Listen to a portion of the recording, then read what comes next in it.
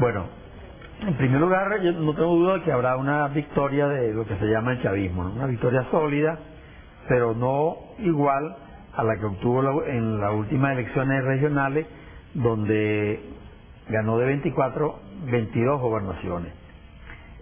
Yo creo que el cuadro ese va a cambiar, pero no va a cambiar como lo cree la oposición, que va a repetir los resultados del referéndum constitucional del año pasado, ¿no? Cuando en 8 estados importantes ganó el no. Yo creo que habrá una primera importante sorpresa, que es el Zulia. El Zulia creo que por primera vez en esta contienda lo va a perder la oposición y lo va a ganar, por supuesto, el chavismo con Di Martino. Y esto es bien importante por lo que ha significado y por lo que significa el Estado Zulia en Venezuela, ¿no? Y creo que hay dos factores que contribuyen a explicar este resultado que yo vaticino. El primero en la forma como fue escogido el candidato a la gobernación por parte de la oposición, primero arbitrariamente, no hubo ninguna consulta, hubo rechazo de sectores de la oposición que finalmente tuvieron que resignarse a apoyarlo o a tolerarlo, ¿no? Eso, por supuesto, le resta simpatía y le resta parte de su votación. En segundo lugar, el mismo candidato, por ser un funcionario del gobernador actual, pues pierde buena parte de la inercia que debe tener. Y en contraste, mientras en anteriores elecciones al candidato del chavismo de alguna manera fue impuesto, esta vez fue producto de una elección de las bases, de una experiencia democrática y de un hombre que ya tiene bastante experiencia en la gobernación municipal. Entonces, yo creo que todos estos factores van a ser decisivos en un cambio en los resultados. Ahora, hay varios estados donde hoy se pueden plantear interrogantes que se van a despejar desde acá hasta el 23.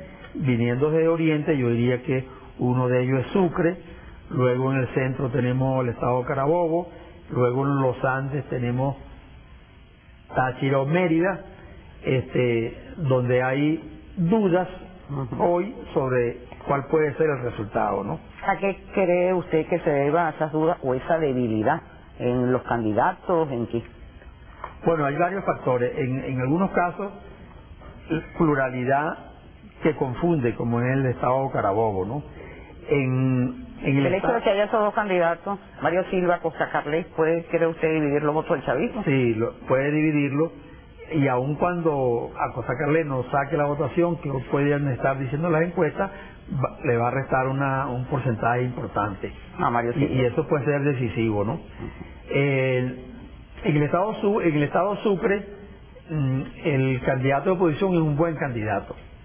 Maestro. El educador Morales Gil, y tiene además el apoyo del gobierno regional, que tiene instrumentos, mecanismos, recursos, etcétera, que estarán al servicio más la oposición, de manera que es una confrontación bien difícil. En el estado de Táchira, fue el estado donde el no sacó un más alto porcentaje cuando hubo la confrontación por la reforma constitucional.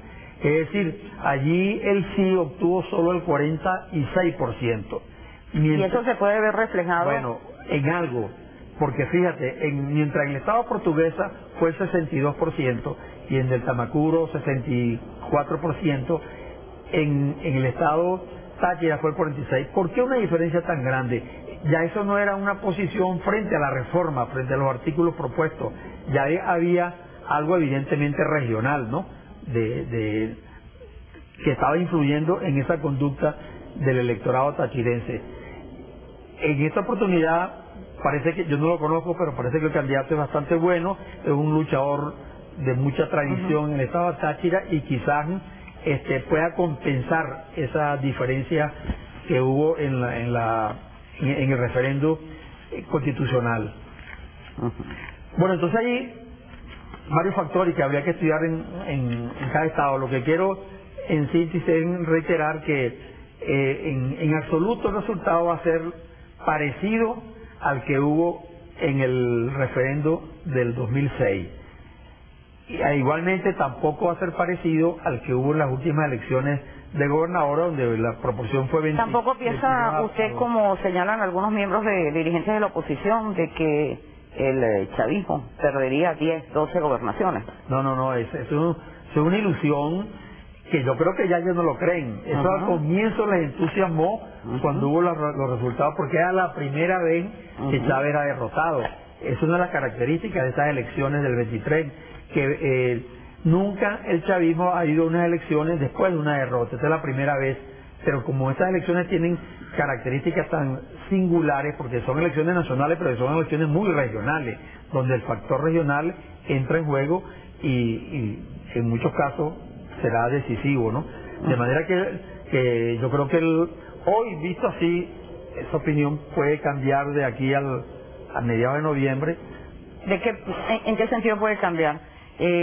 Por ejemplo, la figura del presidente de la República, dándole apoyo a esos candidatos, ayudando también en la campaña en cada uno de los estados, ¿piensa usted que puede cambiar? ¿Sigue siendo Chávez el gran portaaviones de todos ellos? Bueno, yo no sé si tú leíste hace poco una declaración de gente de la oposición que decía que Chávez en lugar de portaaviones va a ser un submarino. Es decir, que va a hundir algunos de ellos.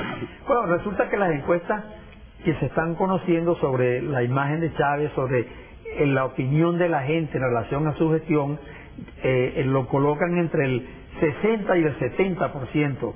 Satanálisis creo que lo tienen en el 60%, y Badla de Seija lo tienen en el 70%. Es decir, que tiene un porcentaje muy alto, y por supuesto mucho más alto de lo que él sacó en la primera elección. De manera que esa presencia de Chávez va a influir positivamente en todas las elecciones. No es que la vaya a hacer ganar todas, pero va a influir positivamente. O sea que sigue siendo el gran portaaviones. Claro. En el caso de Guárico, que ha habido tantas críticas, la posición de el actual gobernador, Manuí, que impuso allí a su hija, Lenny Manuí, el candidato del PSUV. ¿Cómo debería estar la situación allí? Bueno, Guárico es también como Yaracuy, donde hay varias candidaturas, y en este caso el panorama tiene que despejarse, ¿no? Yo no creo que en ninguno de los dos estados se va a llegar a mediados de noviembre con esa indefinición, sino que ya para esa fecha tendremos dos candidatos apuntalados con porcentajes que permitirán ver hacia dónde se orienta la victoria. Pero hoy William Lara aparece en el estado de Guárico, en la mayoría de las encuestas que yo conozco, adelante, en algunos con una ventaja significativa, en otras no. Pero hay un panorama todavía que tiene que ser despejado para llegar a alguna conclusión más aproximada. Y eso mismo ocurre en Yaracuy, donde por ejemplo la oposición tiene dos candidatos. Por un lado unos están con Lápiz, por otro lado están con Cagdedier, que es el alcalde de Cocorote. Entonces, si ellos siguen así, pues evidentemente va a ganar el candidato Heredia, que es el del chavismo, ¿no? El eje metropolitano. Aquí hay municipios que tradicionalmente hay estado miembros de la oposición, Baruta, Chacao y Latillo.